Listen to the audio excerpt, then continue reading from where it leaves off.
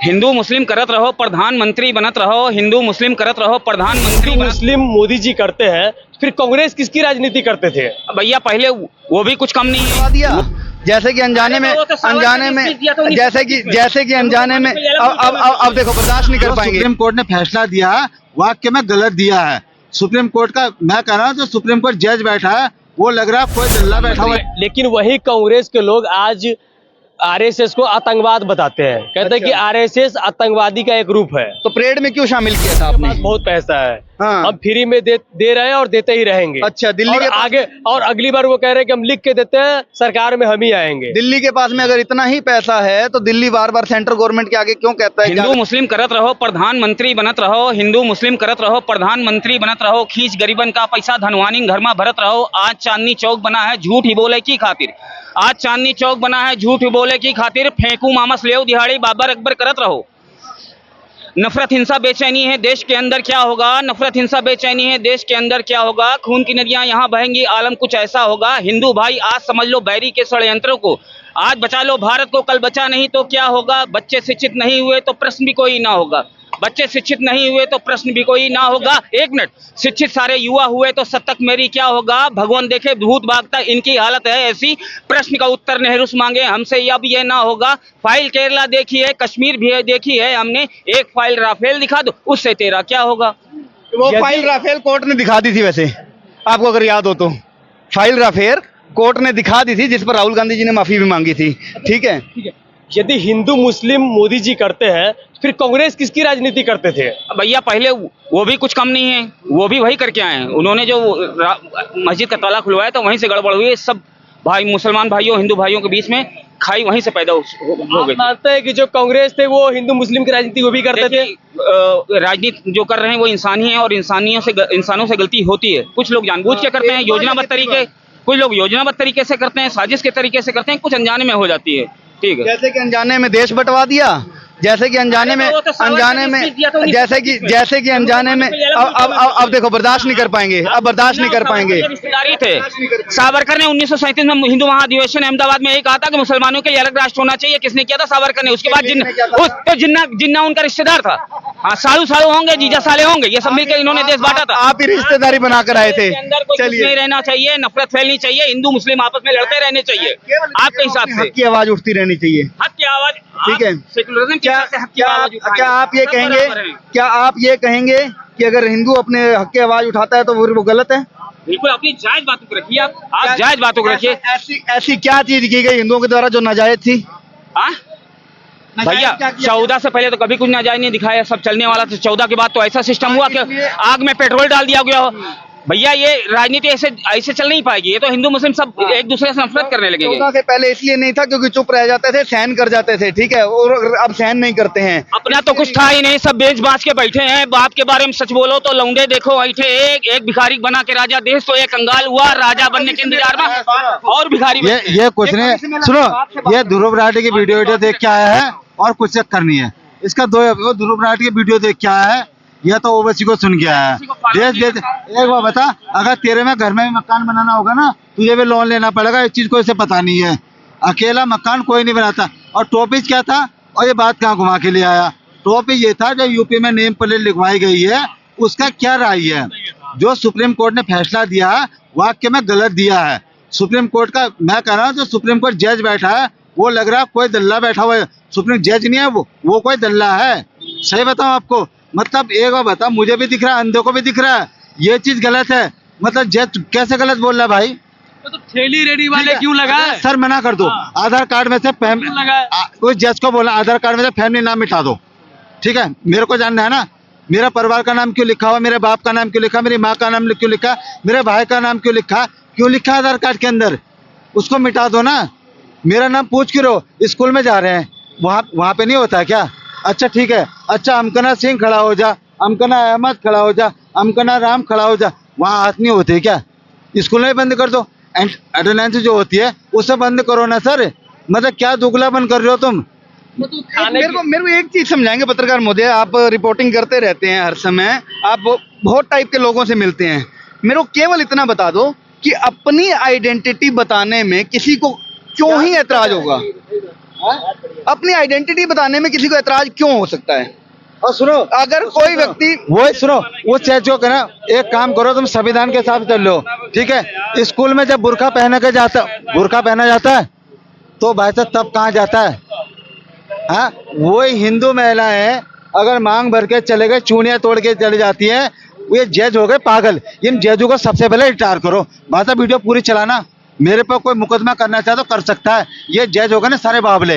हाँ, Hindu ladies school में जाती है, मैंने महाराष्ट्र की वीडियो देखी, वहां पे उनकी चूड़ियां उतरवा जाती है, उनका बिंदी उतरवा जाती है। और जो हिजाब में जा रही है, जो मुंह ढक के जा रही है, उनका पता नहीं कौन है असली में, ये है या नहीं है, उसको अंदर दिया जा रहा है। मतलब क्या हो गया यार, तुम्हें जज की कुर्सी में बैठा दिया तो तुम तो अपने को बहुत बड़े तोप बन बैठे। वहां से वीडियो पूरी चलाना, जिसको मुकदमा करना ना मेरे ऊपर कर लेना, ठीक है, अच्छी तरह कर लेना। ये जज आज की डेट में, ये जज नहीं, ये एक आतंकवाद हो चुके हैं। गलत फैसला इनके नियम में सबको दिख रहा है। भाई साहब जो यूपी में नेम प्लेट अपना नाम बताना अनिवार्य है, कोई दिक्कत नहीं।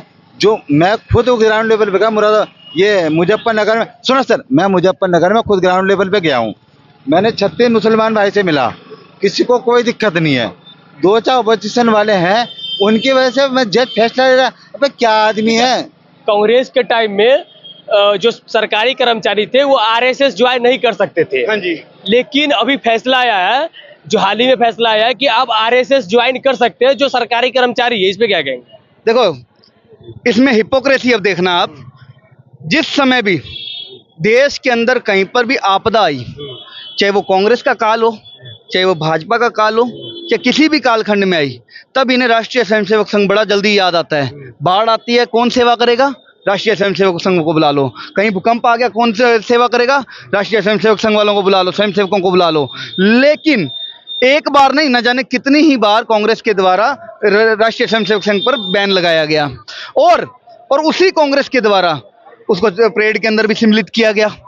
होता क्या है कि इनको मालूम है, आपको मालूम है इस बात का कि जवाहरलाल नेहरू जी ने राष्ट्रीय स्वयंसेवक संघ को एक बात कही थी, जो कि रिटर्न में है, कि आप एक संगठन ना रह करके आप एक राजनीतिक पार्टी बन जाओ, हमें कोई ऐतराज नहीं है, ठीक है, लेकिन अगर आप संगठन रहेंगे तो हम आप पर बैन लगाएंगे। तो इसके पीछे जब सर संघ संचालक ने इसका रीजन पूछा कि आप ऐसा ही क्यों करना चाह रहे हैं, हम तो समाज सेवी संगठन है, हम तो समाज के अंदर काम करना चाह रहे हैं, हम किसी टाइप की पॉलिटिक्स, एक्टिव पॉलिटिक्स में नहीं आना चाह रहे। एक लेट मी कंप्लीट ब्रो, ठीक है, हम किसी भी टाइप की एक्टिव पॉलिटिक्स में नहीं आना चाह रहे, आप ऐसा क्यों चाह रहे हैं कि हम एक राजनीतिक दल बन जाएं? तो उन्होंने ये कहा था कि आप हमारे लिए राजनीतिक दल बन करके खतरनाक नहीं होंगे, क्योंकि हम किसी भी प्रकार का लांछन आपके ऊपर उस समय पर लगा सकते हैं, लेकिन एक समाज सेवी संगठन पर कैसे लांछन लगा लेंगे? और आज जो व्यक्ति उसी संगठन में से निकल करके आकर बैठा, प्रधानमंत्री बना, ठीक है, उसने देश को दिखाया कि रौब क्या होता है, उसने देश को दिखाया कि गर्व क्या होता है। आप वो समय मत भूलिएगा जब विदेशों के अंदर हमारे यहाँ के प्रधानमंत्री जाया करते थे और एक कोने में खड़े होकर फोटो आती थी। आज सेंटर ऑफ अट्रैक्शन रहते हैं हमारे प्रधानमंत्री। लेकिन वही कांग्रेस के लोग आज आरएसएस को आतंकवाद बताते हैं, कहते हैं कि आरएसएस आतंकवादी का एक रूप है। तो परेड में क्यों शामिल किया था आपने? अगर ऐसा ही आतंकवादी ग्रुप था तो आपने उसको 26 जनवरी की परेड में क्यों शामिल किया? और छोड़ो, आप एक घटना ऐसी बता दो जो आरएसएस ने यहाँ फलानी जगह पर गई और गोलियां चला दी, बम धमाके करवा दिए, कुछ करवा दिए। पीएफआई जैसे संगठनों को आप सपोर्ट किया करते थे, कितनी चीजें निकल करके आई और आज बैन लगाया गया उसके ऊपर, ठीक है। और छोड़ो, आपको मैं न जाने कितने ही ऐसे संगठन बता दूंगा, इनकी जुबान अलकायदा पर नहीं खुली, इनकी जुबान कभी जैश ए मोहम्मद पर नहीं खुली, लेकिन आरएसएस बड़ा आतंकवादी संगठन है। क्यों है आतंकवादी संगठन? क्योंकि ये इस देश के बच्चों को इनके कल्चर से जोड़ देता है, ये इस देश के बच्चों को बता देता है कि बेटा बंटवारा क्यों हुआ था, ये इस देश के बच्चों को बता देता है कि बेटा भारत माता जो तुम 15 अगस्त वाले दिन सेलिब्रेशन करते ना, वाह स्वतंत्रता मिली, उसी स्वतंत्रता के चक्कर में तुम्हारी माँ के 2 टुकड़े कर दिए गए थे। अब उस 2 टुकड़े होने की खुशी मना रहे हो या आजादी की मना रहे हो, वो तुम देख लो, रोना चाहिए उस दिन तुम्हें बैठ करके, लेकिन नहीं, ये सिखा देता है आरएसएस। अच्छा, क्या लगता है आपको 2025 में दिल्ली के मुख्यमंत्री कौन होंगे? क्या अरविंद केजरीवाल जी ही रहेंगे या बदल जाएंगे?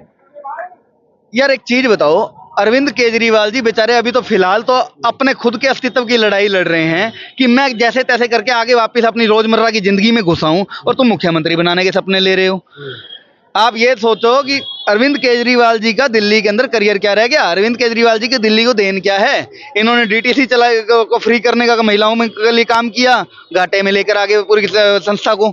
इन्होंने जल बोर्ड को घाटे में ले आए, बिजली बोर्ड को आप घाटे में ले आए, दिल्ली के ऊपर कर्जा कर दिया आपने, ठीक है। और छोड़ो, इतना कुछ आप फ्री फ्री फ्री करते रहे और आप उसका पूरी तरह से आपूर्ति तक नहीं कर पाए।